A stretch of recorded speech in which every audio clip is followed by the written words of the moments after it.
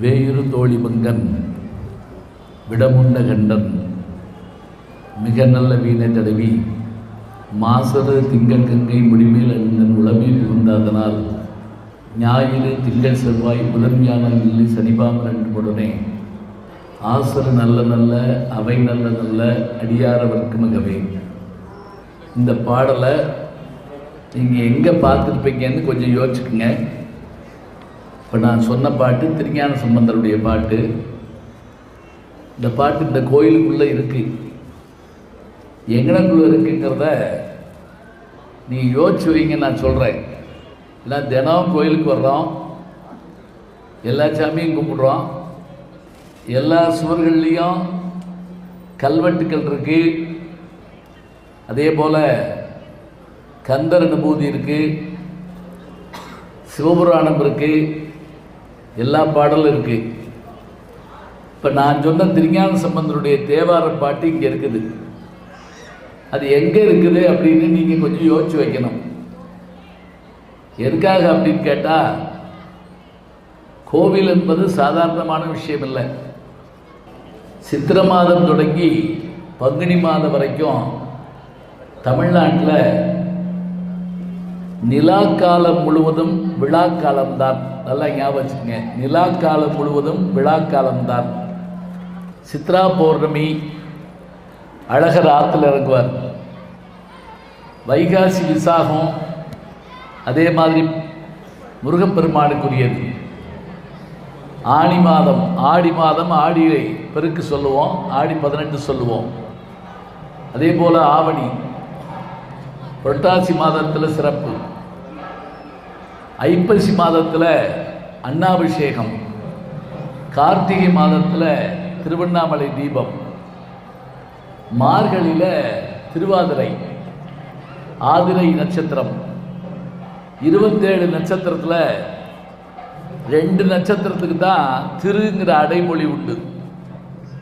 ஒன்று திருவாதிரை, இன்னொன்று திருவோணம். திருமாலுக்குரியது திருவோணம், சிவபெருமானுக்குரியது திரு ஆதிரை, ஆதிரையான்னு பேர் உண்டு. தைப்பூசம் நமக்கு தெரியும். அந்த தைப்பூசத்தன்னைக்கு தான் வடலூரில் வள்ளலார் திருக்காப்பிட்டு கொண்டது. பழனிக்கு பாத யாத்திரை போகிறவங்களும் திருச்செந்தூருக்கு பாத யாத்திரை போகிறவங்களும் அந்த தைப்பூசத்துக்கு தான் போவாங்க. மாசி மாதம் மகம், பங்குனி மாதத்தில் முழு நிலவு, பங்குனி உத்தரம் முருகனுக்குரியது. இது எதுக்கு சொல்கிறேன் அப்படின்னா, மேல்நாடுகளில் விழாக்கள் கொண்டாடுறதுக்கு அவங்களுக்கு நாளோ மற்றவையோ இல்லை. நம்முடைய நாட்டில் எல்லா நாளும் விழா நாள் தான். அப்படியான விழாக்களை எங்கே கொண்டாடுறதுக்கு வச்சுருக்கோம்னா, கோயில்களில் கொண்டாட வச்சுருக்கோம். இதுக்கு நடுவில் நான் தனி சொற்பொழிவுக்கு பேச வந்திருக்கேன். இப்போ என்னை பார்க்க வந்த பல பேர் கோயிலுக்குள்ளே பார்த்தோன்னே கை கொடுத்து, ஐயா உங்கள் பேச்சை கேட்டிருக்கோம், யூடியூப்பில் உங்களுடைய பேச்சு வருதுன்னு சொல்லி பெருமையாக சொன்னாங்க. இன்னும் சில பேர் உங்களை தொலைக்காட்சியில் பார்த்துக்கோன்னாங்க. குழந்தைகள்லாம் வந்து ரஜினி முருகனில் நீங்கள் தானே அப்பா வருவீங்க அப்படின்னு கேட்டாங்க. இன்னும் பல பேர் வந்து நம்முடைய சரவணன் மீனாட்சியில் நீங்கள் தானே அந்த மீனாட்சிக்கு அப்பா அப்படின்னாங்க.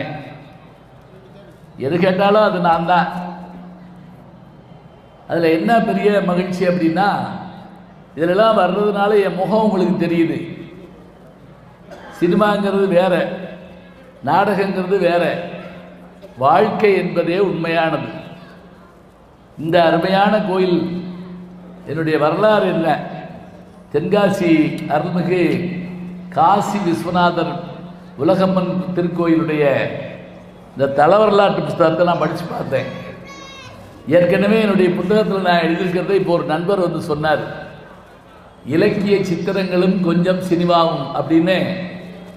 நான் ஒரு ஆனந்த விடனில் தொடர் ஒன்று எழுதிட்டு வந்தேன். அது விகடன் வெளியீடாக கிடைக்கும். அதில் தென்காசி கோயிலை பற்றி எழுதியிருப்பேன். இப்போ அடுத்ததாக ஒரு கேள்வி என்ன அப்படின்னா, இந்த கோயிலுக்குள்ளே நுழையிற போதே இங்கே ஒரு கல்வெட்டு இருக்குது. இந்த கோயிலை கட்டினது யாருன்னு ஒரு கேள்வி கேட்குறோம். ஒரு வீடு அழகாக இருந்தால் யார் வீடுங்க ரொம்ப நல்லா இருக்கேன் அப்படின்னு ஒரு கேள்வி கேட்குறோம். கோயிலை பார்த்த உடனே இது ஒருத்தர் கட்டியிருப்பாரா, யார் கட்டியிருக்க முடியும் அப்படிங்கிறோம். மூர்த்தி தலம் தீர்த்தம் அப்படிம்பாங்க. மூர்த்தினா அங்கே இருக்கக்கூடிய இறைவன், தீர்த்தம் என்றால் இங்கே இருக்கக்கூடிய அந்த குளத்தில் இருக்கக்கூடிய காசி தீர்த்தம், காசி கிணறு இங்கே இருக்கு. அதே மாதிரி தலம் என்றால் இடம், ஸ்தலம் அப்படின்னா இடம். இங்கே என்ன சிறப்பு, இதை கட்டினது யார் அப்படின்னா பராக்கிரம பாண்டியன் இதை கட்டியதாக நமக்கு வரலாறு சொல்லுது. அதில் என்ன ஆச்சரியம் தெரியுங்களா, அந்த கல்வெட்டு சொல்கிற வார்த்தையை இங்கே அழகாக எழுதி போட்டிருக்காங்க. இந்த கல்வெட்டில் அவர் என்ன சொல்கிறாரு, நான் இந்த கோயிலை கட்டிட்டேன். கட்டப்பட்ட ஆண்டு எப்போ அப்படின்னா அவர் கட்டி கும்பாபிஷேகம் பண்ணது 1454ஆம் ஆண்டு. இன்னைக்கு 700 வருஷத்துக்கு பதிலாக அதை கட்டியிருக்கார். இந்த கோயில் கட்டப்பட்டிருக்கு. கட்டுறப்பயே ஒரு வார்த்தை சொல்கிறாரு, காலச்சூழலால் இதற்கு ஏதேனும் ஊறு விளையுமே ஆனால் இதிலிருந்து ஒரு சின்ன செங்கல் எடுத்து அது விழுந்த இடத்துல திரும்ப யார் வைக்கிறாங்களோ அவருடைய திருவடிகளை என் தலை மீது தாங்குவேன் அப்படின்னு அந்த பாண்டிய மன்னன் சொல்லியிருக்காருங்க. கோயிலை கட்டினது நான் பெருசு இல்லை, இந்த கோயிலை யார் காப்பாற்றுறாங்களோ அப்படி காப்பாற்றுறவங்களுடைய திருவடிகளை நான் என் தலை மீது தாங்குவேன் அப்படி சொன்ன அந்த பாண்டிய மன்னன். அதுவும் இந்த வரலாறு படிக்கிறப்ப நமக்கு என்ன பெரிய மகிழ்ச்சியாக இருக்குது அப்படின்னா, இதை வருஷப்பட்டு சொல்கிறாங்க. பராக்கிரம பாண்டியன், குலசேகர பாண்டியன், சேர மன்னர்கள் எல்லாரும் இதை இந்த கோயிலை கொஞ்சம் கொஞ்சமாக கட்டியிருக்கிறாங்க. பின்னாடி இதுக்கு 1967 கும்பாபிஷேகம் நடந்தது, குடமுழுக்கு நன்னீராட்டு விழா. என்ன சிறப்பு தெரியுங்களா, அந்த மன்னன் சொன்னார்ல, யார் ஒரு செங்கல் எடுத்து வைக்கிறாங்களோ அவங்கள நான் அவங்களுடைய காலை என் தலையில் வச்சு வணங்குவேன் அப்படிங்கிறாரு. அப்படி அவர் சொன்னதை நினைவில் கொண்டு தானே என்னவோ தெரியல, தினத்தந்தியினுடைய நிறுவனர் ஐயா ஆதித்தனார் அவர்களுடைய திருக்குமாரர் அவர் சிவந்தி ஆதித்தனார் அவர்கள் இந்த கோபுரத்தை கட்டினதோடு மட்டுமில்லாமல் 2 முறை குடமுழுக்கு நன்னீராட்டு விழாங்கிற கும்பாபிஷேகத்தை பண்ணியிருக்காருன்னா அந்த பாண்டிய மன்னன் பாராட்டினது சிவந்தி ஆதித்தனார் என்ற பாண்டியனைத்தான் என்று நாம் பெருமையோடு மகிழ்ச்சியோடு சொல்லிக்கொள்ளணும். எங்க கோயில் கட்ட முடியுமா சொல்லுங்க பார்ப்போம், சாதாரணமாக கட்டிட முடியுமா? கோயில் எதுக்காகன்னு ஒரு கேள்வி கேட்குறோம். கோயில் எதுக்காக? இப்போ பல பேர் சொல்கிறாங்க, இந்த கோயில் கட்டின நேரத்துக்கு 2 ஃபேக்ட்ரி கட்டியிருந்தா 4 பேருக்கு வேலை கிடச்சிருக்கும்ல. வேலை கிடைக்காதுன்னு இல்லைங்க, மனம் நிம்மதி அடைய வேண்டுமென்றால் இந்த இடத்துக்கு வந்தால் தான் அடையுது. ஒரு வைப்ரேஷன், ஒரு அலை வரிசை நம்மளை நோக்கி வருது. அது எங்கேருந்து வரும்? நம் முன்னோர்கள் எது கோயில் கட்டினாங்க அப்படின்னா, கோயிலுங்கிறது என்னங்கிறது சொல்கிறேன் கேட்டுக்குங்க. அதுக்கு முதல்ல இன்னொரு கேள்வியும் கேட்போம். நடுவில் இந்த சின்ன பையங்க எந்திரிச்சு ஓடிட்டு வர்றான். கொஞ்ச நேரம் உட்கார்ந்து கேளுங்க பிள்ளைகளா, தயவு செஞ்சு கொஞ்சம் உட்கார்ந்து கேளுங்க. சினிமா தேட்டரில் யாராவது எந்திரிச்சு போவாங்களா? இடையில ஒருபோதும் போக மாட்டாங்க. போனால் அவன் சட்டையை பிடிச்சி உட்கார், பேசாமல் உட்கார், கொன்றுவேன், படத்தை மறைக்காத. ஒரு சாதாரண ஃபிலிம் அது, அது உண்மை இல்லை. ஆனால் இங்கே ஒரு உண்மையான மனுஷன் உட்கார்ந்துருக்கேன், உட்கார்ந்து பேசுகிறப்ப கேட்கணும். இங்கே சாப்பிட்ட சாப்பாடு இந்த வயிற்றுக்குள்ளே போனால் 3 மணி நேரம். ஆனால் இந்த காதில் கேட்குற ஒரு செய்தி நம்ம மனசுக்குள்ளேயோ நம்முடைய அறிவுக்குள்ளேயோ போனால் நம்ம வாழ்நாளெல்லாம் மறக்கக்கூடாது. ஞாபகம் வச்சுக்கோங்க. இதை நான் சொல்லலை, திருவள்ளுவர் சொல்கிறாரு, செல்வத்துள் செல்வம். இந்த ஊரில் திருக்குறள் இல்லையா? செல்வத்துள் செல்வம். சரி, ஒன்றும் இது நான் மனப்பாடம் பண்ணி சொல்லி கேட்க சொல்லல. செல்வத்துள் செல்வம், செவிச்செல்வம், அச்செல்வம். ஏங்க, தமிழ்நாட்டில் திருக்குறளை திருப்பி சொல்ல மாட்டேன்னா அமெரிக்காவில் இருக்கக்கூடிய பில் கிளின்டன் சொல்லுவார், ஒபாமா சொல்லுவாரா, ட்ரம்ப் சொல்லுவாரா? செல்வத்துள் செல்வம் செவிச்செல்வம், அச்செல்வம் செல்வத்துள் எல்லாம் தலை. சொல்லலைன்னு வச்சுக்கோங்க, திருக்குறள் காணா போயிடும். சொல்லாத எந்த விஷயம் நின்று போயிடும். எங்க இப்போ நான் சொன்ன இந்த திருக்குறள், இங்கே ஒரு 2-3 தம்பிங்க சொன்னீங்க, உங்களுக்கெல்லாம் என்னுடைய அன்பான பாராட்டை நான் தெரிவிச்சுக்கிறேன். பெரியவங்களாம் ஏன் கம்முன்னு உட்காந்துருக்கீங்க தெரியுமா? 50 பேரும் சாய்ஸில் விட்டுருக்கீங்க. திருக்குறளை பரீட்சை எழுதுறப்போ ஒருத்தர் மனப்பாடம் பண்ணி எழுதிட்டு சாய்ஸில் விட்டாச்சு. எங்க ஒரு கேள்வி, செல்வத்துள் செல்வம் செவிச்செல்வம் அச்செல்வம் செல்வத்தில் எல்லாம் தலைன்னா இதில் எத்தனை தடவை செல்வம்னு வருது? எங்கே சொல்லுங்க பாப்பா யாராவது, எத்தனை தடவை செல்வம்ங்கிற சொல்லு வருது? ஒன்றும் நடக்காது போட்டு. மகா பக்திமானால இருக்கீங்க நீங்க. 7 தடவை எப்படி வரும்? 5 அருமை. 7 தான் மொத்தமே திருக்குறள் சொல்லு, ஞாபகம் வச்சுக்க. அகர முதல எழுத்தெல்லாம் ஆதிபகவன் முதத்தே உலகு தொடங்கி கடைசி குறள் வரைக்கும் ஊடுதல் காமத்திற்கின்பம் அதற்கின்பம் கூடி முயங்க பெறின் 1330 குறள் வரைக்கும் 7 சொல்லுதான் வரும். நல்லா ஞாபகம் வச்சுக்க. அகர முதல எழுத்தெல்லாம் ஆதி பகவன் முதற்றே உலகு 7 தான். 7ல் 5 தடவை வருது செல்வம். செல்வத்துள் செல்வம் செவிச்செல்வம் அச்செல்வம் செல்வத்துள் எல்லாம் தலை. அப்படி நிப்பாட்டிக்கணும். நம்ம வாட்டுக்கு வரல விட்டுக்கிட்டே போகக்கூடாது. இது ஏன் 5 தடவை சொன்னார்? அதுக்கு மேலே என்ன தெரியாதா திருவள்ளுவருக்கு? இல்லைங்க, நம்ம உடம்புல மெய் வாய் கண் மூக்கு செவி 5 புலன் இருக்கு. மெய்னா என்னன்னா உடம்பு, வாய் கண் மூக்கு செவி. இந்த உடம்புல செல்வத்தை பயன்படுத்துகிறோம். இந்த மோதிரம் போட்டிருக்கோம், சட்டை போட்டிருக்கோம், செல்வம். வாய் தின்னே தீர்த்து விடுறோம். மெய் வாய் கண்ணு பார்த்து பார்த்து மகிழ்றோம். மூக்கு வாசனை திரவியங்களை நுகர்றோம். இதெல்லாம் அழிஞ்சிருப்பாங்க. ஆனால் காதில் கேட்கக்கூடிய ஒரு செய்தி அது 7 ஜென்மத்துக்கு வருமா. ஒருமைக்கண் தான் கற்ற கல்வி ஒருவருக்கு எழுமையும் ஏமா பிழைத்து. கோயிலை பற்றி முதல்ல சொல்கிறேன். கடவுள் இருக்காரான்னு ஒரு வாத்தியார் பையனை கேட்டார், கடவுள் இருக்காரா? அந்த பையன் பதிலுக்கு வாத்தியாரை கேட்டான், இருக்காரா அப்படின்னா. ஏன்னா இப்பெல்லாம் கேள்வி கேட்டால் உடனே பதில் சொல்ல மாட்டேங்கிறாங்க, எதிர்கேள்வி கேட்குறான். எட்டயபுரத்தில் பிறந்தவர் யார்? வாத்தியார் கேட்டுக்காரு, சொல்ல முடியாது அப்படின்னா. ஏண்டாட்டு இருக்காரு, எட்டயபுரத்தில் எத்தனை பேர் பிறந்திருப்பாங்க? பாரதியார் எங்கே பிறந்தாருன்னு சொல்லிவிடுவேன். அதை விட்டுட்டு எட்டயபுரத்தில் பிறந்தது யார், கொட்டாப்பட்டியில் பிறந்தது யார், அது எப்படி சொல்கிறது? சரி, இப்போ இவர் கேட்குறார், கடவுள் எங்கே இருக்கார்? கடவுள் இருக்காரா? முதல் கேள்வி. அவன் பதிலுக்கு இருக்காரா அப்படின்னு இருக்கான். இருக்காருப்பா அப்படின்னா எங்கே இருக்காரு? அவர் காமிங்க, வர்ற ஞாயிற்றுக்கிழமை பார்ப்போம் அப்படின்னு இருக்கான். கடவுளுக்கு என்ன ஞாயிற்றுக்கிழமை லீவா? உடனே அவர் சொன்னார், வாத்தியார் கடவுள் எல்லா இடத்துலையும் இருக்கார். அடுத்த கேள்வி கேட்டாங்க அந்த பையன், எல்லா இடத்துலையும் கடவுள் இருந்தா கோயில் எதுக்கு? நல்ல கேள்வி. எல்லா இடத்துலையும் கடவுள் இருந்தா கோயில் எதுக்கு? இப்போ இதுக்கு எப்படி பதில் சொல்றது? எப்படி பதில் சொல்லலாம்னு கேட்டால் வாரியார் சாமி அருமையாக சொல்வார், கிருபானந்த வாரியார். எப்படின்னா, அந்த காலத்தில் பெரியவங்களுக்கு தெரியும், ராத்திரியில் சைக்கிளில் போனோம்னு வச்சுக்கோங்களேன், லைட் இல்லைன்னா போலீஸ்காரங்க பிடிப்பாங்க, காவல்துறையினர் பிடிப்பாங்க. ஏய் நில்லு, லைட் எங்க அப்படின்னு கேட்பாங்க. ஒரு ஆள் சைக்கிளில் லைட்லாம் வந்திருக்காரு, போலீஸ்காரர் பிடிச்சிக்கிட்டார், லைட் எங்க?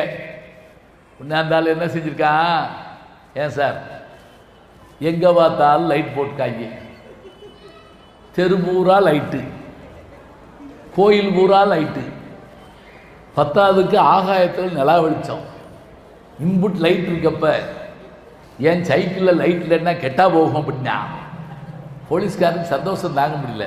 ஸ்டாண்டு போடுறான் அப்படின்னாரு. ஸ்டாண்டு போட்டான். பேக் வெளியில் போய் காற்றை பிடிக்கி விட்டார் போலீஸ்காரர். சார் சார் சார் அப்படின்னு கத்துறான். என்ன அப்படின்னாரு. ஏன் சார் காற்றை பிடிக்க விட்றீங்கன்னு கேட்டான்.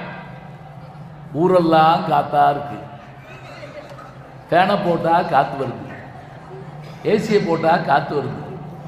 இவ்வளவு காற்று இருக்கப்ப சைக்கிள் டயருக்குள்ளே இருக்க டியூப்பில் காற்று இல்லைன்னா கெட்டா போகும்போது உருட்டிட்டு போடா அப்படின்னாரு.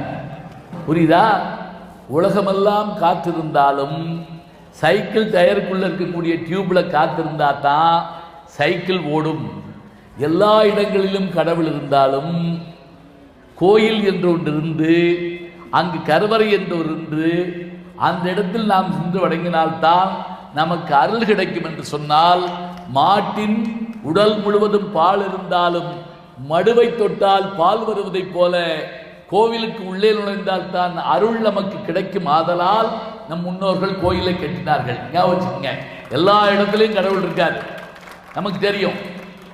ஆனால் இப்போ நீங்கள் இன்னும் எளிமையாக சொல்கிறேன், ஃபோன் பேசிக்கிட்டு இருக்கப்ப மாப்பிள்ளை சிக்னல் கிடைக்கல அப்படிங்கிறான்ல, அப்போ சிக்னல் கிடைக்கிறதுக்கு ஒரு இடத்துக்கு போகிறோம் இல்லையா? இன்னைக்கு சிக்னல் கிடைக்கிறதுக்கு ஒரு இடத்துக்கு போகிற மாதிரி நம் முன்னோர்கள் அந்த காலத்தில் கோயிலை கட்டுற போதே அருள் நிறைந்த இடமாக இதை வச்சுருந்தாங்க.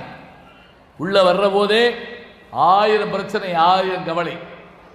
அந்த 1000 கவலைகளை மாற்றிக்கொள்ள வேண்டும். கோயிலுக்கு வெளியில் செருப்பு ஓட்டிட்டு வர்றப்பே பலர் மனசு பதக்குது. இப்பெல்லாம் பரவாயில்ல, டோக்கன் போட்டு கொடுத்து விட்டுறாங்க. மதுரையில் பார்த்தேன், ஒரு சின்ன கோயில், செருப்பை வெளியே போட்டு ஒரு ஆள் ஓடிட்டு வர்றாங்க. உள்ளே போவேன், திரும்ப வருவான், திரும்ப போவேன். கடைசியில் என்ன பண்ணான் தெரியுமா? முருகன்ட்டு நின்று செருப்பை கும்பிடுறான். அது கூட வந்தவர் கேட்டார், எதுக்கு இப்படி ஓடிட்டு வர்ற? 500 ரூபா செருப்பு தூக்கிட்டு போயிட்டாங்கன்னா? உடனே இவர் சொல்றாரு, இதுக்கு தான் நான் கழட்டி கக்கத்தில் வச்சுட்டு உள்ளே வந்துட்டேன். அவன் நல்ல மனுஷன். நானும் என் மனைவி ஒரு கல்யாண வீட்டுக்கு போயிருந்தோம். செருப்பு வெளியே கழட்டி போட சொல்லிட்டாங்க. மண்டபத்துக்கு வெளியே போட்டாச்சு, கல்யாணம் நடந்துக்கிட்டு இருக்கு. திடீர்னு எனக்கு ஃபோன் வந்துச்சு.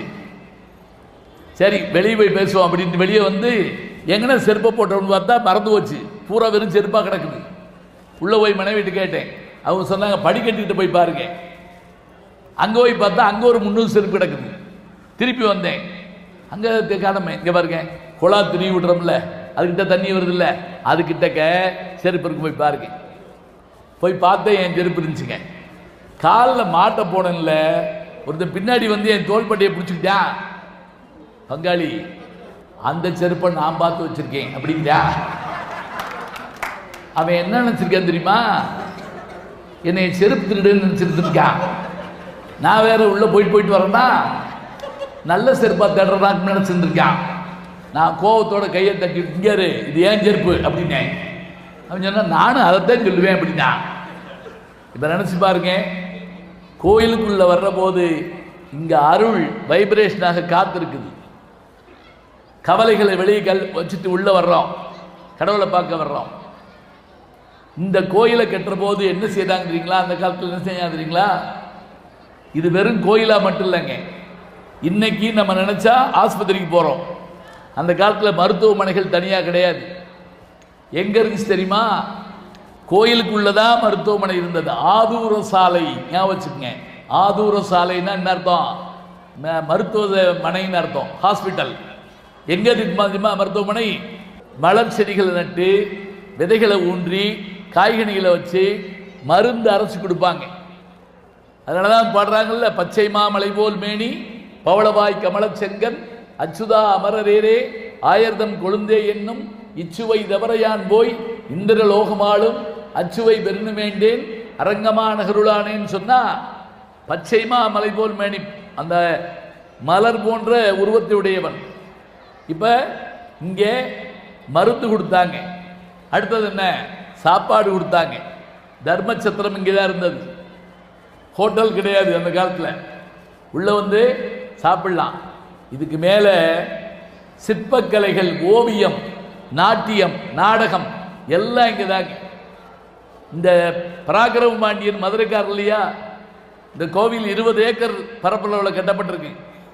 ஒரு சிற்றாறு ஓடுது. ஒரு கட்டரம்பு வழிகாட்டி, அந்த கட்டரம்பு எங்கே சென்று மறையுதோ அங்கே அந்த சிவலிங்கத்தை உருவாக்குன்னு அசரீரி கேட்டதான். அப்படி கட்டரம்பு வழிகாட்டி இடம் தான் இந்த இடம்பாங்க. இங்கே இது எதுக்கு நான் சொல்கிறேன்னா, இங்கே இருக்கக்கூடிய சிலைகளை பார்த்துருக்கீங்களான்னு தெரில. உள்ள நுழையிற போதே மன்மதனுடைய சிலை இருக்குங்க. எதிர்த்தாப்புல இருக்கிறது ரதியுடைய சிலை. அழகுன்னா யாரும் சொல்லுவார், ரதின்னு சொல்லுவோம். இங்க இருக்க எத்தனை பேர் கிருஷ்ணாபுரம் போயிருக்கீங்கன்னு தெரியல. திருநெல்வேலிக்கு பக்கத்தில் 3 கிலோமீட்டர்ல கிருஷ்ணாபுரம்னு ஒரு ஊர் இருக்கு. தயவு செஞ்சு எப்பயாவது அங்கே போயிட்டு வாங்க. அந்த கோயில் சிற்பக்கலைக்கு ஈடாக உலகத்தில் எதுவுமே கிடையாது. உதாரணம், அங்கே ஒரு மன்மதன் சிலை இருக்கு. அந்த மன்மதன் கையில் கரும்பு வில் இருக்கும். அந்த கரும்புக்கு மேலே தட்டி விட்டான், நம்மளால எப்படி உடச்சு விட்டாங்கன்னு தெரியல. ஆனால் அதில் ஒரு சின்ன ஓட்டை இருக்குங்க, துணூண்டு. என் கூட வந்த ஒருத்தர் என்ன பண்ணாதுங்களா, ஒரு சின்ன மிளகளவுக்கு கல் எடுத்து அதுக்குள்ளே போட்டார். அது 6 அடி உயரம் இருக்கு. உள்ள ஓடி வந்து கீழே விழுகுது. நல்லா கவனிச்சுக்கோங்க, 6 அடி உயரமான கரும்பு வில்லு உள்ள கூடி போட்ட உடனே வந்து விழுகுது. எதை வச்சு ட்ரில் பண்ணியிருப்பாங்க, எதை வச்சு ஓட்ட போட்டிருப்பாங்க? நான் அங்கே இருந்த ஒரு கிழவனார்ட்ட கேட்டேன், ஐயா இது எப்படி ஓட்ட போட்டாங்க அப்படின்னு. அவர் சொன்னார், எனக்கு தெரியாதியா, எங்க தாத்தா சொன்னார். அவருக்கே 90 வயசு. அவங்க தாத்தா சொன்னாரா, என்ன செய்வாங்களா, இந்த மேலே இப்படி இருக்கு இல்லையா, இதில் இப்படி ஊசியை வச்சு இப்படி சுற்றிட்டு அதில் தினம் தேனும் கல்கண்டு வைப்பாங்களாம்.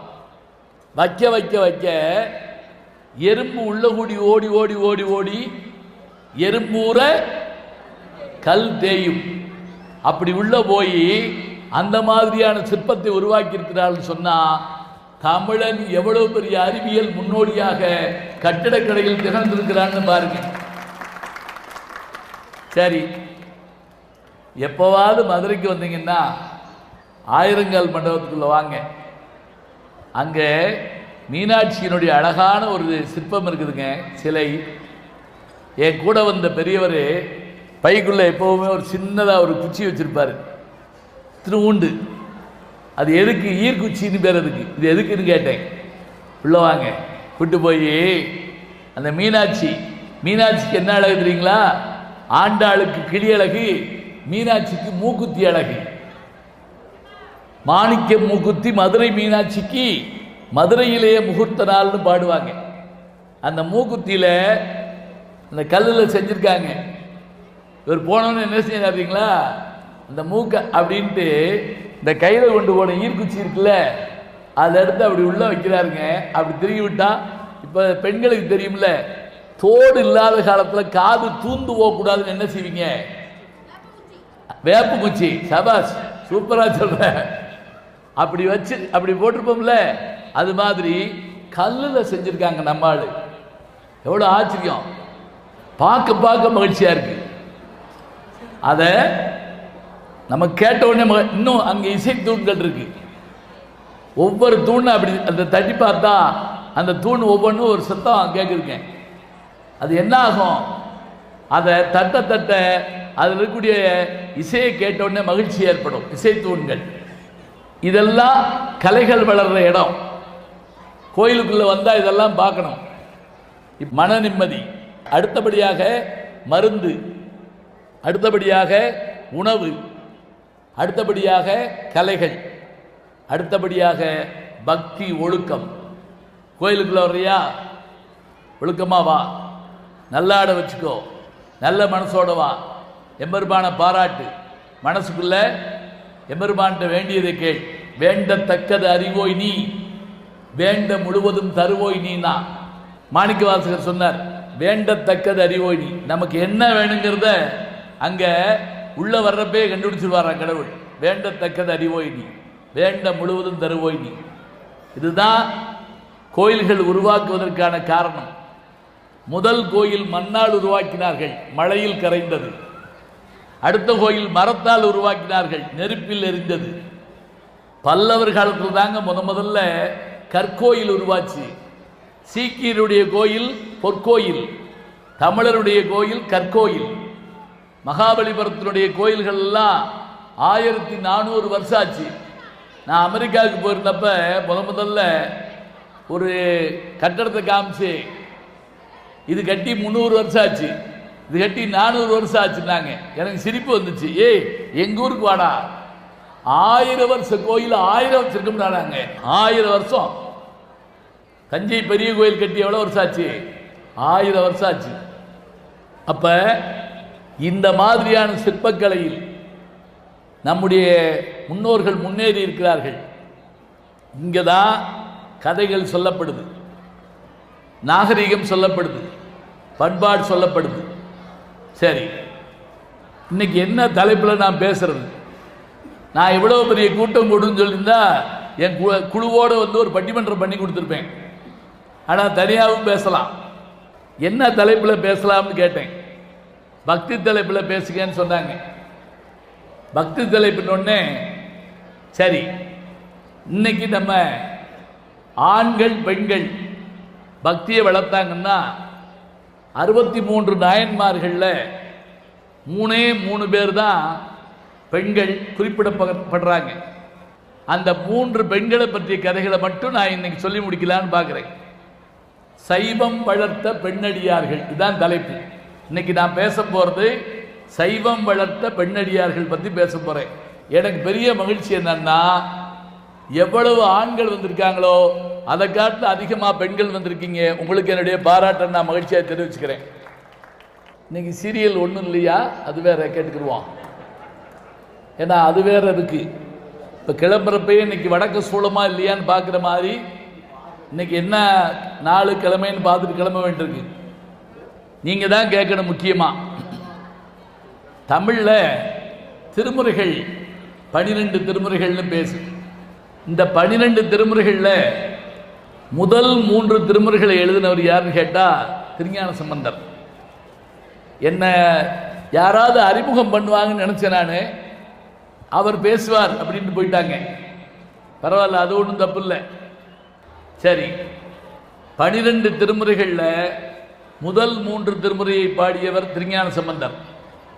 நான் முதல்ல சொன்னேன் வேயிறு தோழிபங்குங்கிற பாட்டு, அது அவர் பாடினதுன்னு சொன்னேன்.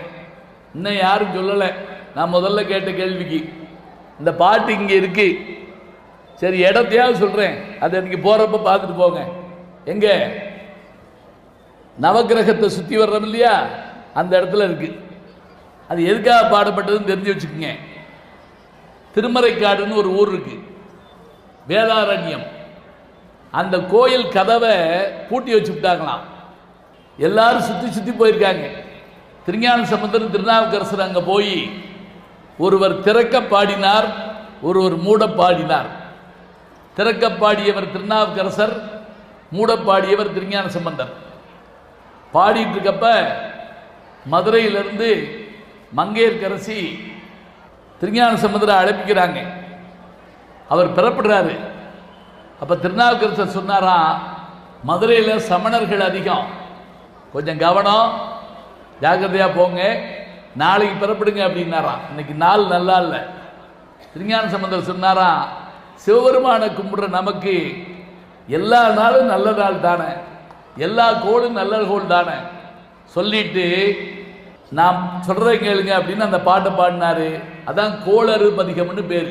வேயிறு தோழிபங்கன் விடமுண்ட கண்டன் மிக நல்ல வீண தடவி மாசரு திங்கள் கங்கை முடிமேல் எழுந்தன் உளமே புகுந்தாதனால் ஞாயிறு திங்கள் செவ்வாய் புதன் வியாழன் வெள்ளி சனிபாபு 2 உடனே ஆசர் நல்ல நல்ல அவை நல்ல நல்ல அடியார் அவருக்கு மிகவே.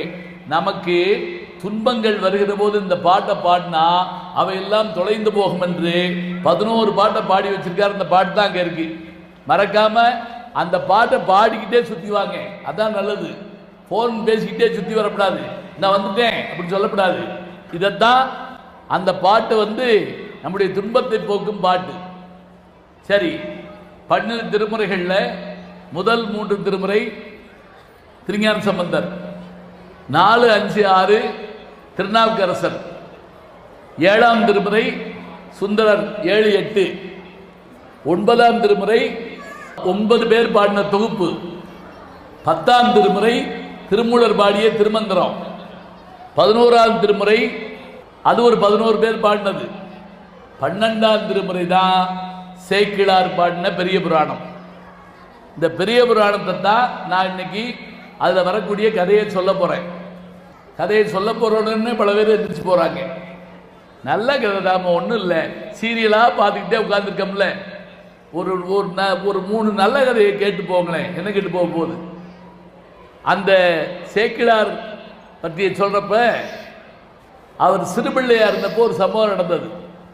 நல்லா கவனிச்சுட்டே வாங்க. பிள்ளைகளுக்கு நீங்க ஏதாவது தயவு செஞ்சு கதைகளை சொல்லுங்க. நீங்க கதை சொன்னா தான் பிள்ளை வளரும். கதை கேட்டால் தான் நல்லா இருக்கும். இப்போ இந்த கதையை கேட்டுக்குங்க. சோழ மன்னன் குலோத்துங்க சோழ மன்னன் ஒரு நாள் சபையில் ஒரு கேள்வி கேட்டான். எப்படி கேள்வி கேட்டான்? எனக்கு 3 கேள்விக்கு பதில் சொல்லணும். இந்த உலகம் பெருசுங்கிறோம், இந்த உலகத்தை காட்டிலும் பெருசு என்ன? கடல் பெருசுங்கிறோம், கடலை காட்டிலும் பெருசு என்ன? மலை பெருசுங்கிறோம், மலையை காட்டிலும் பெருசு என்ன? இது 3 நீங்க நாளைக்குள்ள சொல்லணும். சொல்லலைன்னா தலையை வெட்டுவேன், முடியை வெட்டுவேன்னு சொல்லல, தலையை வெட்டுவேன். அந்த காலத்தில் மன்னர்கள் நினைச்சா யார் தலையை வெட்டலாம். சிரமறுத்தல் வேந்தனுக்கு பொழுதுபோக்கும் சிறிய கதை, நமக்கெல்லாம் உயிரின் வாதை. மன்னன் சொல்லிட்டான், நாளைக்குள்ள நீங்க சொல்லணும். என்ன கேள்வி? மலை பெரிது, அதை காட்டிலும் பெரியது என்ன? கடல் பெரிது, அதை காட்டிலும் பெரியது என்ன? உலகம் பெரிது, அதை காட்டிலும் பெரியது என்ன? தலைமை மந்திரி வீட்டுக்கு வர்றார், வருத்தத்தோடு இருக்கார். அவர் பையன், சின்ன பையன், 6 வயசு. அப்பாவை பார்த்து கேட்டான், அப்பா ஏன்பா வருத்தமாக இருக்கீங்க? அந்த காலத்தில் அப்பா வருத்தமாக இருந்தால் பிள்ளைங்க கேட்க முடியும். இப்போ என்ன நினைக்கும்? எங்கள் அப்பன் தாண்டா எனக்கு எதிரிக்கிறான். என்ன சொல்ல முடியும்? ஒரு அப்பா பையனை கூப்பிட்டு, இந்த சாரு வந்திருக்காரு, அந்த கடையில் போய் காப்பி வாங்கிட்டு வா அப்படின்னாரு. அந்த பையன் நின்ன இடத்துல கேட்டான், அந்த கடையில் காப்பி இல்லைன்னா அடுத்த கடையில் வாங்கிட்டு வா, அங்கேயும் இல்லைன்னா அந்த கடைசி கடையில் வாங்கிட்டு வா, அந்த கடை பூட்டிருந்தா வந்துரு, அதுக்கு போகாட்டி என்ன அப்படின்னா எவனாலும் காப்பி குடிப்பானா? இத்தனை கேள்வி அப்பன்ட்ட கேட்கலாமா? இந்த குழந்தை அப்பாட்ட கேட்குது, என்னப்பா கவலையாக இருக்கீங்க? இன்னைக்கு மகாராஜா ஒரு கேள்வி கேட்டார், 3 கேள்வி. கடல், மலை, உலகம், இந்த 3 காட்டிலும் பெரியது என்னன்னு கேட்டார். எங்களுக்கு யாருக்கும் சொல்ல தெரியல, நாளைக்கு எப்படி சபைக்கு போகிறதுன்னு தெரியல, வெக்கமாக இருக்குது அப்படின்னார். உடனே அந்த சின்ன பையன் சொன்னாரா, இந்த 3 கேள்விக்கு எனக்கு விடை தெரியுமே. அப்படியா? எங்கே இருக்குது விடை? நம்ம திருக்குறள்லேயே இருக்கு. திருக்குறளில் இதுக்கு விடை இருக்கா? ஆமாம். அப்போ ஒன்று செய், நாளைக்கு நீயே போய் மன்னன்ட்ட சொல்லு. மறுநாள் ராஜா உட்கார்ந்துருக்கார், ஒரு மந்திரியும் காணோம், எல்லாம் லீவ் போட்டு போயிட்டாங்க. இந்த பையன் மாத்திரம் வர்றாரு. அப்பா எங்க? இல்லை, நேற்று நீங்கள் 3 கேள்வி கேட்டீங்களா? ஆமாம். அது ரொம்ப சின்ன கேள்வியாக இருந்ததுனால என்னை அனுப்பியிருக்காரு. பார்த்தீங்களா, அது ரொம்ப சின்ன கேள்வியா, என்னை அனுப்பியிருக்காரு. மன்னனுக்கு சுருக்குன்னுச்சு, அவ்வளோ பெரிய கேள்வி கேட்டுக்க, சின்ன கேள்வியா? எங்க விடை சொல்லு பார்ப்போம். இப்போ நான் திருக்குறளில் இருக்குன்னு சொன்னேன்ல, உங்களுக்கு யாருக்காவது விடை தெரிஞ்சா யோசிச்சு வைங்க. ஏன்னா பேச்சுங்கிறது நான் மாத்திரம் பேசுறது நீங்கள் கேட்கறது மட்டும் இல்லைங்க, பேசிக்கிட்டே கேட்டுக்கிட்டே இருந்தால் தான் சிந்திச்சுக்கிட்டே இருக்க முடியும். இவை தான் சொல்கிறோம். இந்த உதவிகளை இதை சொல்லி முடித்த உடனே மன்னன் அந்த சிறுவனை அப்படி கட்டி பிடிச்சிக்கிட்டாராம். கட்டி பிடிச்சிக்கிட்டு, நீ எல்லவோ அறிவாளி, சொல்லி பிற்காலத்தில் நீயே உன் தந்தையுடைய பதவியை வகிக்கணும்னாராம். அவர் தான் சேக்கிழார் சுவாமிகள். ஞாபகம் வச்சுக்கங்க, பெரிய புராணத்தை எழுதிய சேக்கிழார், 12ஆம் திருமுறைன்னு சொல்லக்கூடிய அதை எழுதினது அவர் தான். அதே போல இப்போ அந்த சேக்கிழார் குலோத்துங்க மன்னனுக்கு சொல்கிறப்ப 63 நாயன்மார்கள் கதையை நான் உங்களுக்கு சொல்கிறேன், அதை நான் எழுதி முடிக்கிறேன்னார். எழுதுறதுக்கு முதல்ல கோயிலுக்கு போனார். முதல் அடி எடுத்து கொடுக்கணும்னார். சிவபெருமான் என்ன பண்ணாரா, உலகலாம் அப்படின்னு எடுத்து கொடுத்தாராம். அந்த உலகலாம் தான் பெரிய புராணத்துடைய முதல் சொல்லு. உலகலாம் உணர்ந்து ஓதற்கரியவன், நிலவுலாவிய நீர்மணி வேணியன், அலையில் சோதியன் அம்பலத்தாடுவான், மலர் சிலம்படி வாழ்த்தி வணங்குவான். இந்த உலகலாம்னு ஆரம்பிச்சது. அதில் 63 நாயன்மார்களுடைய வரலாறு சொல்லப்படுது. எல்லாம் திருஞான சம்பந்தர் வரலாறு, சுந்தரர் வரலாறு, திருநாவுக்கரசர் எல்லாரும் வரலாறு இருக்கு. இதில் 3 பேருடைய வரலாறு மட்டும் நான் சொல்ல போகிறேன். 3 பேரும் பெண்களுடைய வரலாறு. முதல்ல யாருடைய வரலாறு தெரிஞ்சுங்க. 63 நாயன்மார்களில் கடவுளால் என் அம்மை என்று அழைக்கப்பட்ட ஒரு பெண்மணி யார் என்று கேட்டால் காரைக்கால் அம்மையார். கடவுளாலேயே எங்கள் அம்மா அந்த வர்றாங்க அப்படி சொல்லது காரைக்கால் அம்மையார். இந்த 63 நாயன்மார்களில் காரைக்கால் அம்மையார்னு எப்படி கண்டுபிடிப்பீங்க? உங்கள் பிள்ளை கேட்குறான், அம்மா இப்போ அவர் பேசிக்கிட்டு இருக்காருல்ல, அதில் இந்த 63 பேரில் யாருமா காரைக்கால் அம்மையார்னு கேட்டால் எப்படி கண்டுபிடிச்சு சொல்லுவீங்க? பேர் இருந்தால் படித்து சொல்லிடுவீங்க. பேர் இல்லை என்ன பண்ணுவீங்க? சுலபமான ஒரு வழி சொல்லித்தரேன் கேளுங்க. 62 பேர் நின்றுக்கிட்டு இருப்பாங்க, காரைக்கால் அம்மையார் மட்டும் உட்கார்ந்துருப்பாங்க. அமர்ந்திருப்பவர் மட்டுமே காரைக்கால் அம்மையார். ஞாபகம் வச்சுக்கோங்க, அந்த பெருமை அவருக்கு மட்டும்தான் உண்டு. அப்படி என்ன அவருக்கு பெருமை? அவர் பிறந்தது எங்க என்றால் நாகப்பட்டினம்.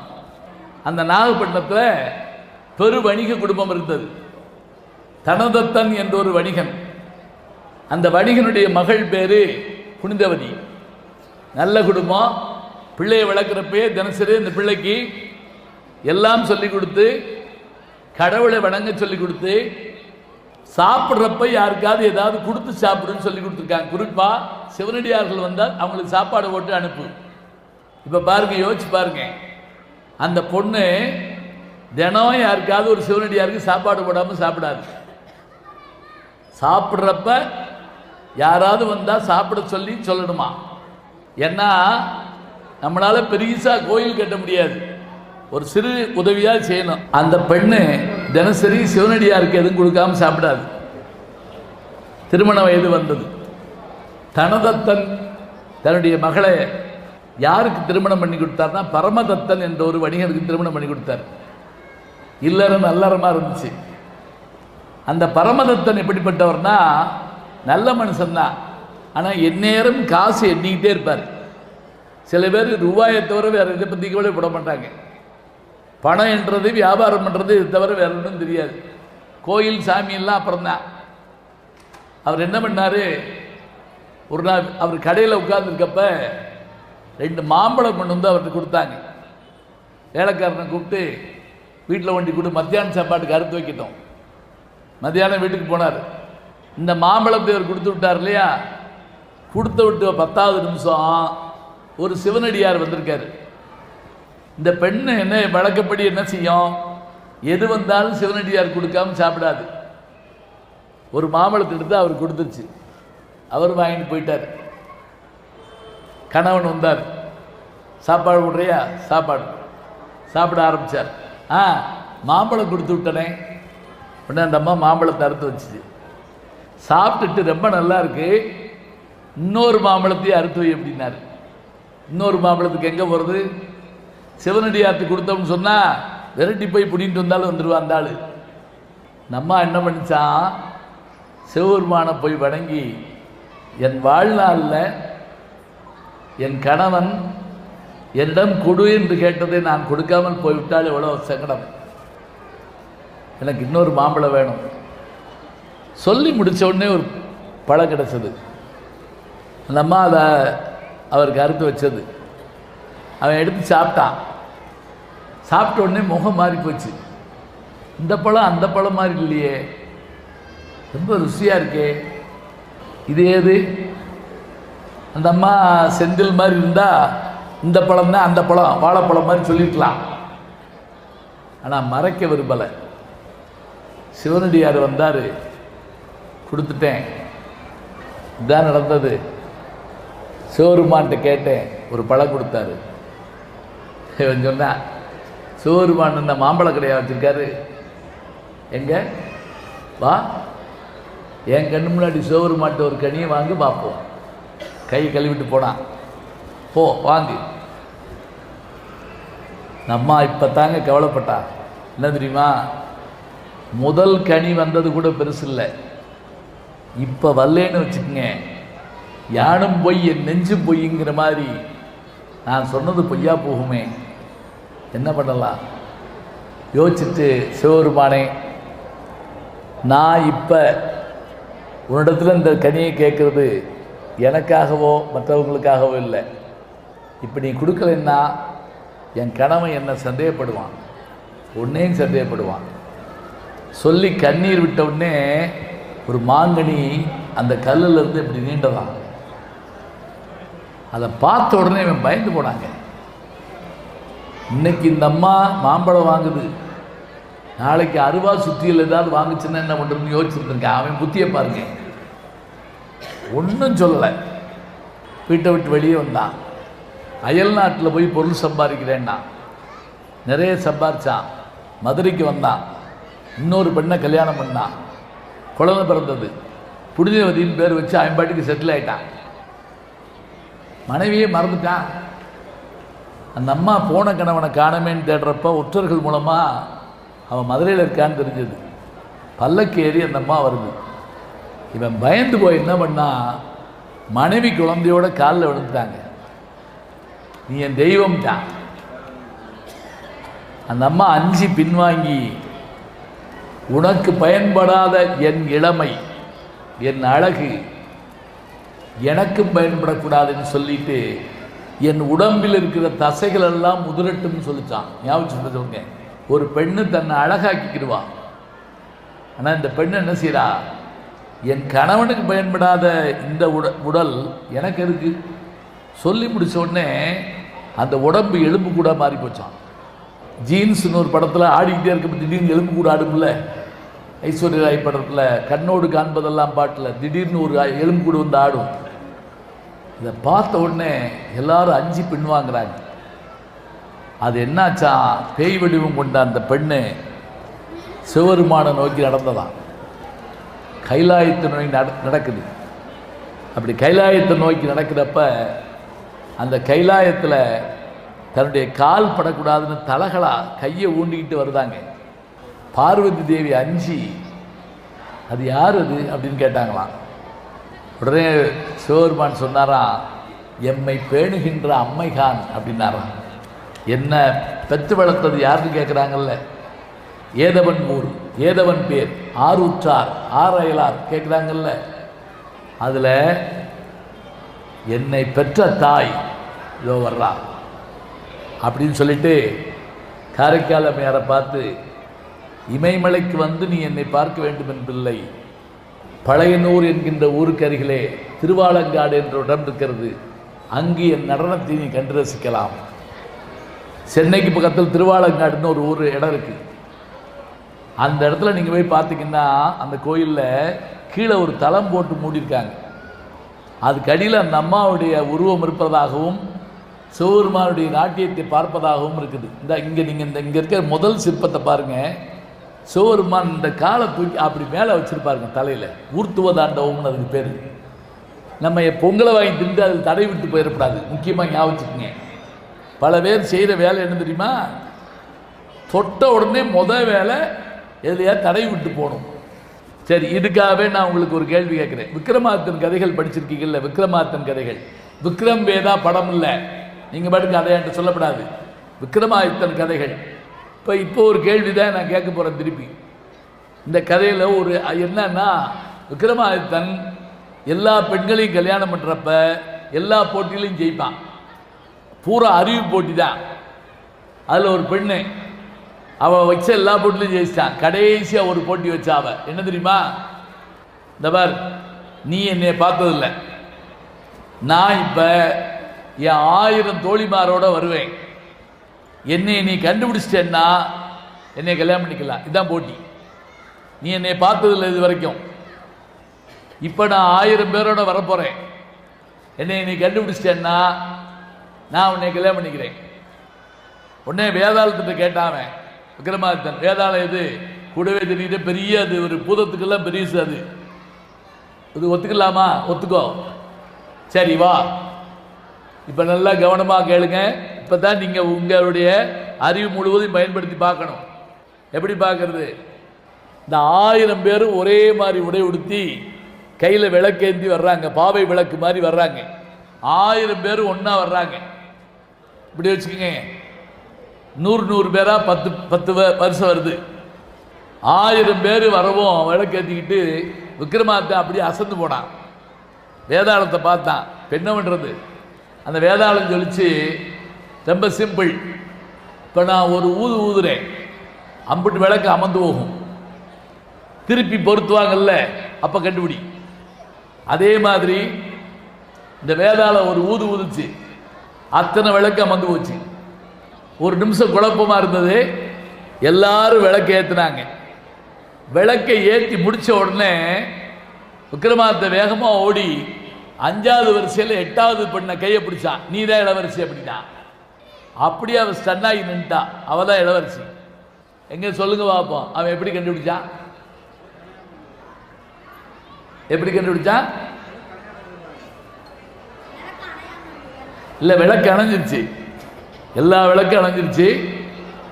அணைஞ்ச உடனே எல்லாரும் விளக்கு பொருத்தினாங்க. பொருத்தி முடிச்ச உடனே ஒருத்த கையை பிடிச்சி நீ தான் இளவரசின்னா. எப்படி கண்டுபிடிச்சான்? வளர்ப்பு முறையை பொறுத்து தான் நம்முடைய வாழ்க்கை முறை அமையும்.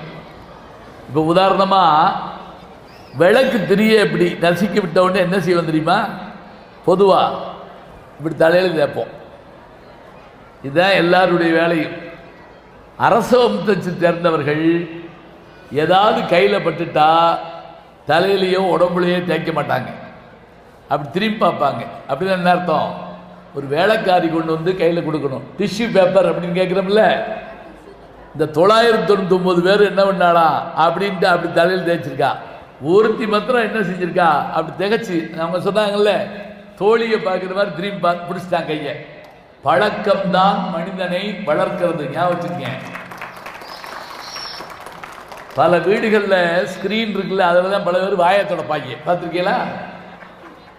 அந்த ஸ்க்ரீனில் சாப்பிட்டு வந்து வாயை தொடச்சிட்டு போகிறது. ஒரு அம்மாவை நான் பார்த்தேன். இந்த டேபிளை க்ளீன் பண்ணுறேன்னு சொல்லிட்டு அதை அப்படியே உருவி அப்படியே தேய்ச்சிட்டு அப்படியே மாட்டி விட்டுச்சு. யாராவது மோந்து பார்த்தா மயக்கம் போட்டு விழுந்துருவாங்க. அப்படியே என்ன செய்யலாம்? எதுக்கு சொன்னேன் தெரியுங்களா? ஊர்துவதாண்டவம். இங்கே நீங்கள் பார்க்குறீங்க, சாமியினுடைய கால் அப்படி தலைக்கு மேலே நிற்கிற மாதிரி இந்த நாட்டியத்தை நீ பார்க்கலாம்னு சொல்லி இன்னைக்கு வரைக்கும் அந்த நாட்டியத்தை பார்த்து கொண்டிருக்கக்கூடிய பெண்மணியாக இருப்பவர் யார் என்று கேட்டால் நம்முடைய காரைக்கால் அம்மையார். திருஞான சம்பந்தருக்கு முந்தியவர், திருநாவுக்கரசருக்கு முந்தியவர், 63 நாயன்மார்களில் முதன்மையாக கருதப்படுகிறவர். திருவாலங்காட்டு மூத்த திருப்பதிகத்தை பாடியவர் யார் என்றால் நம்முடைய காரைக்கால் அம்மையார். முதல் மரியாதை பெண்ணுக்கு தான் சொல்றோம்ல, லேடிஸ் ஃபர்ஸ்ட் அப்படிங்கிறோம்ல, அது காரைக்கால் அம்மையாருக்கு தான். அடுத்ததா யார் தெரியுங்களா? திருஞான சம்பந்தரை மதுரைக்கு வரவழைச்சு மதுரையை சமணர்கள் ஆண்டுகிட்டு இருந்தாங்க. அப்படி ஆண்டுகிட்டு இருந்தப்ப ஆண்டுகிட்டு இருந்தாங்க என்ன அர்த்தம்? அரசனையும் சேர்த்து சமணன் ஆக்கிட்டாங்க. அதை மீட்டெடுக்கிறதுக்காக திருஞான சம்பந்தரை கூட்டுற சொல்றாங்க மங்கையர்க்கரசியார். அந்த அம்மா கூன்பாண்டியனுடைய மனைவி. அந்த வம்சத்தில் வந்தவர் தான் பராக்கிரம பாண்டியர். அந்த பாண்டிய வம்சத்தினுடைய பிற்கால பாண்டியர்களை வந்தவர். திருஞான சம்பந்தர் வந்துட்டார். சமணர்கள் என்ன பண்ணான் தெரியுமா? அவர் தங்கியிருந்த மடத்துக்கு தீ வச்சு விட்டாங்க.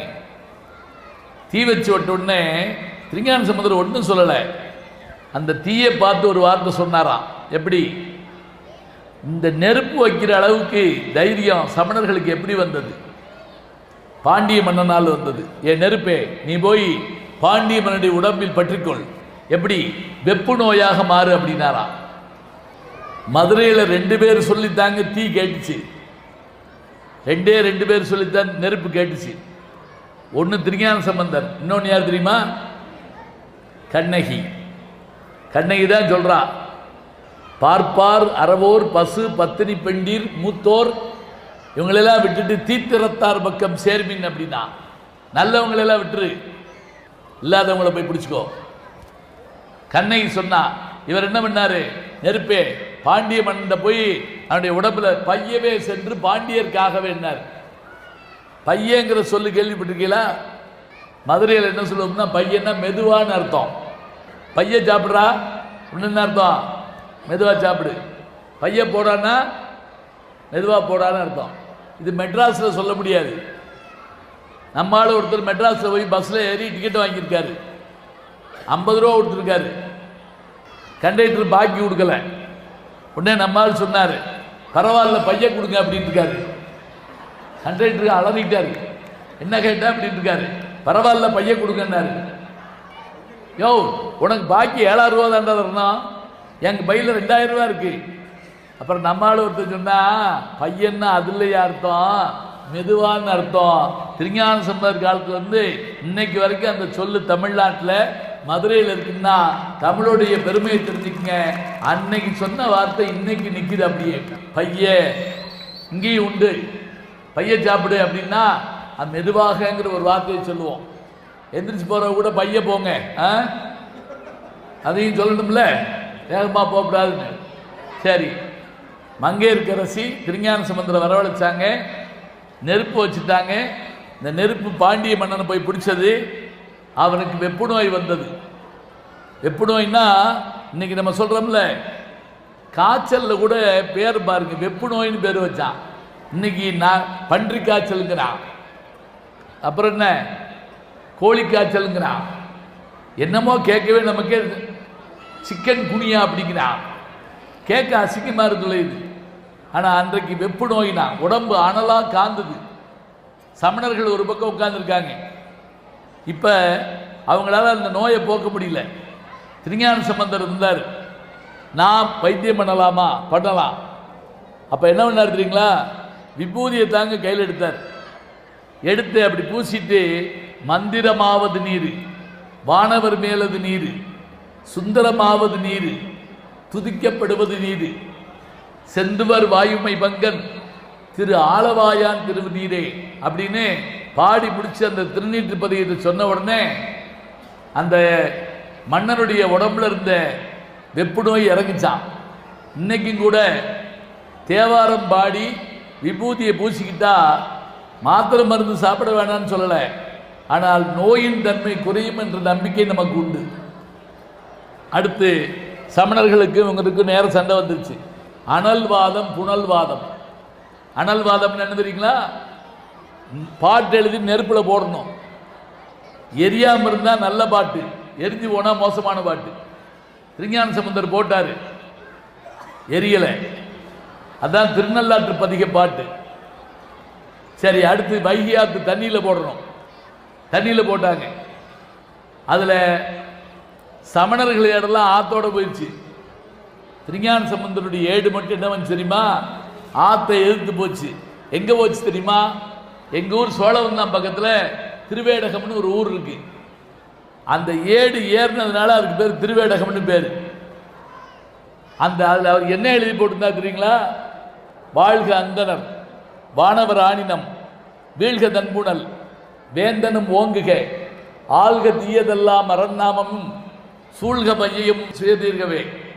இந்த பாட்டு நம்ம வாழ்த்து பாடிவோம். வாழ்க அந்தனர், வானவர் ஆணினம், வீழ்க தன்புணல், வேந்தனும் ஓங்குகன்னார்ல. கூன்பாண்டியனா இருந்தவன் நிமிர்ந்து உட்கார்ந்தாங்க. நின்ற சீர் நெடுமாறன்னு பேரு. நீங்க திருநெல்வேலி போயிருந்தீங்கன்னா அங்க இருக்கக்கூடிய இதே மாதிரி ஒரு அரங்கத்துக்கு நின்ற சீல் நெருமால் பாண்டியனுடைய அரங்கம்னு அந்த அரங்கத்தோட பேர் வச்சிருப்பாங்க. இப்ப நீங்க தெரிஞ்சு வச்சிருக்கலாம். இந்த செயல்பாடெல்லாம் செஞ்ச உடனே மன்னன் சமண மதத்திலிருந்து சைவ மதத்துக்கு வந்துட்டாங்க. அப்படி அவனை வர வச்சது யாருன்னு கேட்டா நம்முடைய மங்கையர்க்கரசி. திருஞான சம்பந்தர் பாடின ஒரே ஆள் யாருன்னு கேட்டா இந்த பெண்மணி தான். மங்கையர்க்கரசி வளவர்கோன் பாவை வரிவளக்கை மடபாணி பங்கைய செல்வி பாண்டிமாதேவி பணி செய்து நாடொரும் பரவ பொங்கலல் ஒருவன் பூதநாயகன்னு அவர் பேரை சொல்லி பாடினது இவங்களை தான். அந்த அம்மா மட்டும் இல்லைன்னா பாண்டிய நாட்டில் சைவ மதம் தலைத்து ஓங்கி இருக்காது. ரெண்டாவது பெண்மணி சொல்லிட்டேன், இன்னும் ஒரே ஒரு பெண்மணி மட்டும் சொல்கிறேன். அது யாருன்னு கேட்டிங்கன்னா திருநாவுக்கரசர். இப்போ நீங்கள் இந்த 63 நாயன்மார்களில் தோளில் உளவாரப்படைன்னு வச்சுருப்பார். உளவாரப்படைன்னு என்ன தெரியுமா? மண்வெட்டி. கோயிலை இன்னைக்கு நீங்கள் சிமெண்ட் தளம் போட்டு சரி பண்ணிடுறீங்க.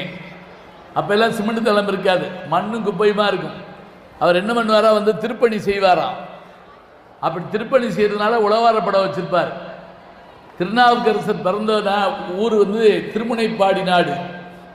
தந்தையார் பேர் புகழனார், தாயார் பேர் மாதினியார், மூத்த மகள் பேர் திலகவதியார், இளைய தம்பி பேர் மருள் நீக்கியார். சரி, இந்த குடும்பத்தில் சோதனை வந்துச்சு. இப்போ நம்ம சோதனை வந்தால் என்ன சொல்கிறோம்?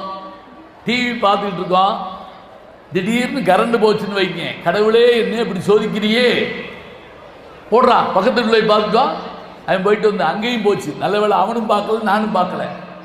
இன்னொருத்த வந்து தெருவே போச்சு, அப்படி போட்டு பிரமாதம், ஒரு வயலும் பார்க்கல. இப்படித்தான் நம்ம சோதனைங்கிறோம். அதுவா சோதனை? சோதனை எப்படி பாருங்க. இந்த பெண்ணு வயதுக்கு வர்றாங்க. அப்ப அவருக்கு பல்லவ தேசத்தினுடைய தளபதியாகிய அந்த பெருமகனார திருமணத்துக்கு ஏற்பாடு பண்றாங்க.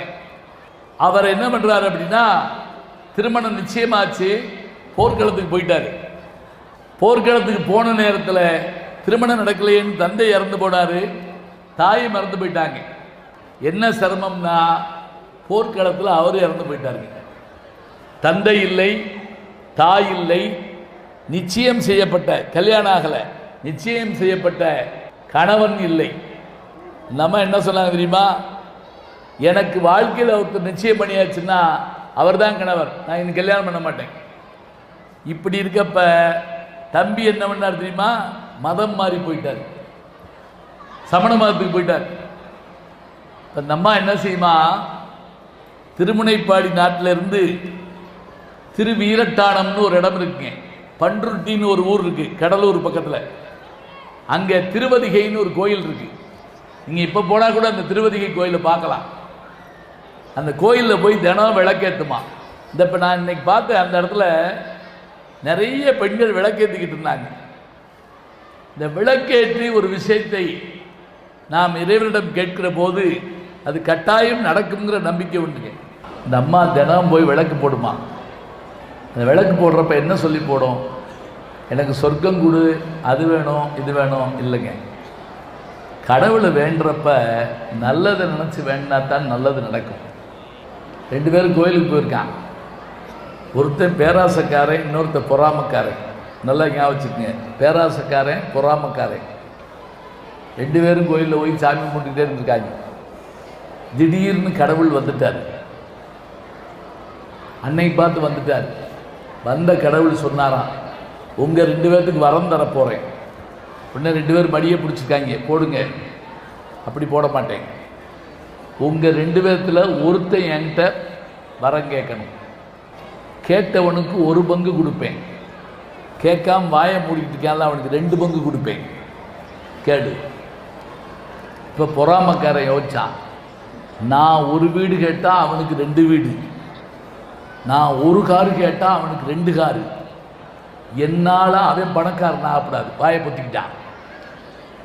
அவன் என்ன பண்ணான் தெரியுமா, மூக்கையும் சேர்த்து பொத்திக்கிட்டான். மூச்சு விட்டா கூட அவனுக்கு போய் சேர்த்துரும். கேட்கவே மாட்டேங்கிறாங்க. கடவுளே வந்துட்டார், கேளுங்கப்பா, உனக்கு என்ன வேணும் அவனுக்கு என்ன வேணும், உனக்கு 1 பங்கு அவனுக்கு 2 பங்கு, கேட்டவனுக்கு 1 பங்கு கேட்காதவனுக்கு 2 பங்கு. அவங்க மனசுக்குள்ளே நினைக்கிறாங்க, இது என்ன கிருச்சாமியாக இருக்குது, கேட்டவனுக்கு 1 பங்கு கொடுக்குதான், கேட்காதவனுக்கு 2 பங்கு கொடுக்குதாமே. கேட்கவே இல்லை 2 பேரும். கடைசியாக சாமி கேட்டார், கேட்குறீங்களா இல்லையாடா, போப்பறடா அப்படின்னு இருக்காரு. இப்போ பொறாமக்காரன் வாயை திறந்தாங்க, சாமி நான் எது கேட்டாலும் அவனுக்கு 2ஆ? ஆமாம். நல்லா யோசிக்கு சாமி, நான் எது கேட்டாலும் அவனுக்கு 2ஆ? ஆமாடா சொல்லு.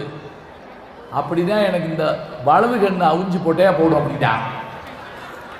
ஏன் தெரியுமா, நானாவது தட்டு மாதிரி வீட்டுக்கு போயிடுவேன், அவன் 2 கண்ணும் தெரியாமல் போய் லாரியில் அடிபடுவான். இப்படியா சாமிகிட்ட வர கேட்பாங்க. கடவுளே வந்தாலும் கூட சிலருக்கு வரம் கேட்க தெரியாதுங்க.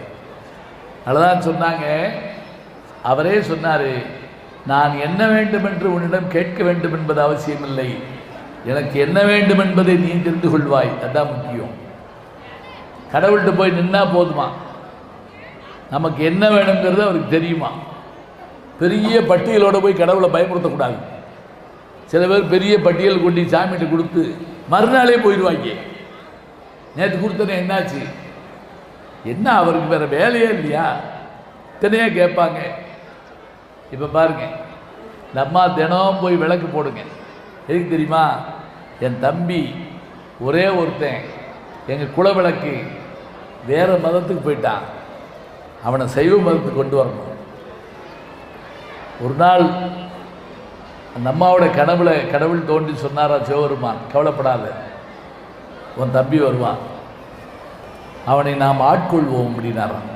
எப்படி? சூளை நோயின்னு ஒரு நோய் இருக்குங்க.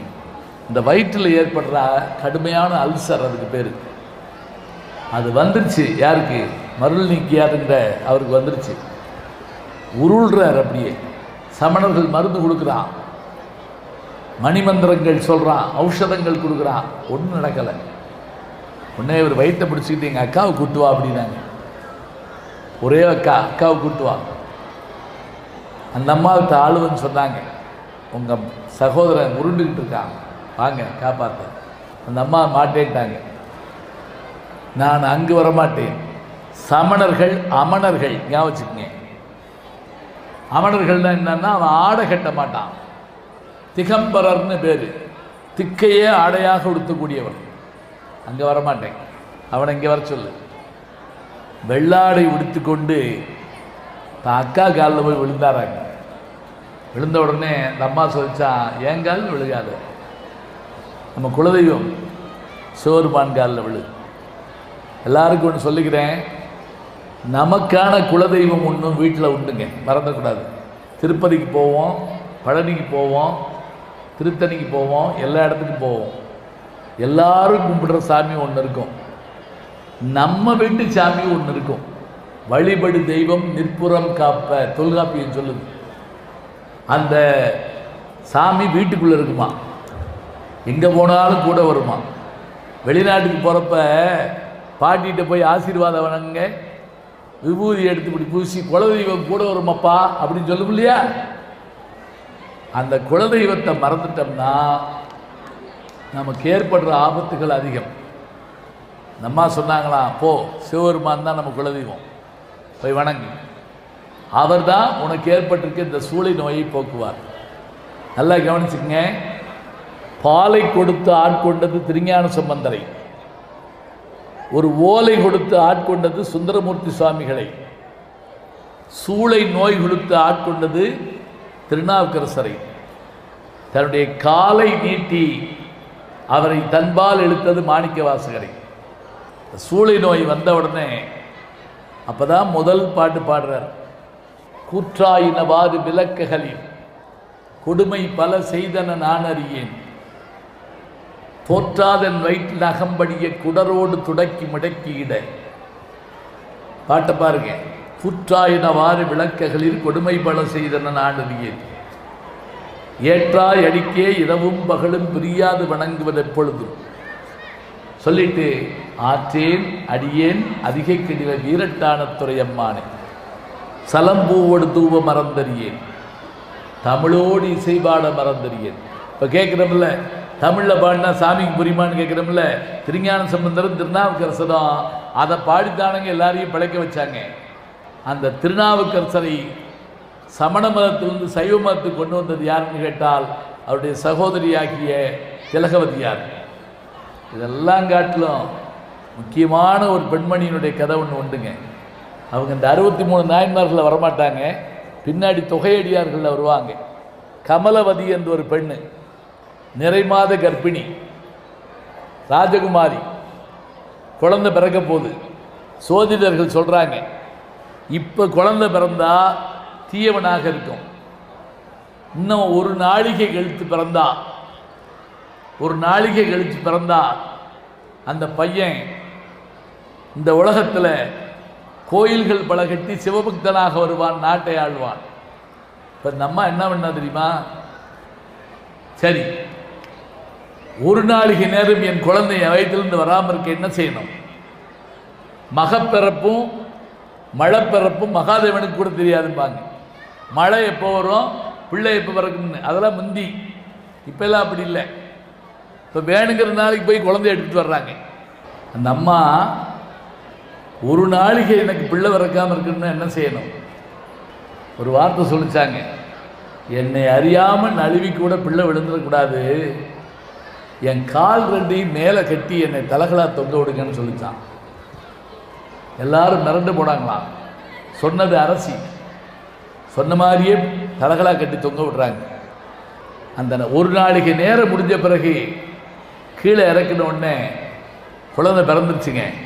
தலகளாக அப்படி தொங்க விட்டதுனா பிள்ளை 2 கண்ணு செவந்து போச்சு, ரத்தம் தலைக்கேறி.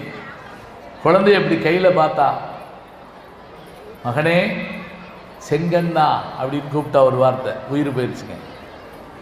அந்த மகனாகிய கோச்சங்க சோழன் தான் 63 கோயில்களை காஞ்சிபுரத்திலே கட்டியவர். கோவில் நகரம் என்றால் மதுரை இல்லை, விழா நகரம் தான் மதுரை. கோவில் நகரம் என்பது எது அப்படின்னா காஞ்சிபுரம் தான். அந்த பிள்ளைக்காக உலகத்திலேயே கடினமான வழி இடுப்பு வழி தான். அந்த பிரசவ வழியை தாங்கி கொண்டு பிள்ளையை பெற்றெடுத்து கொடுத்தால்னா, அப்படிப்பட்ட பெண்ணடியார்கள் இருந்ததுனால தான் இன்னைக்கு பெரிய புராணத்தை நம்ம படிக்கிறோம். ராமாயணம் வடமொழியில் எழுதப்பட்டு தமிழுக்கு வந்தது. வடமொழியில் வால்மீகி, தமிழில் கம்பன். மகாபாரதம் வடமொழியில் எழுதப்பட்டு தமிழுக்கு வந்தது. வடமொழியில் வியாசர், தமிழில் வில்லிபுத்தூரார், பெருந்தேவனார், மகாகவி பாரதியார் எல்லாரும்.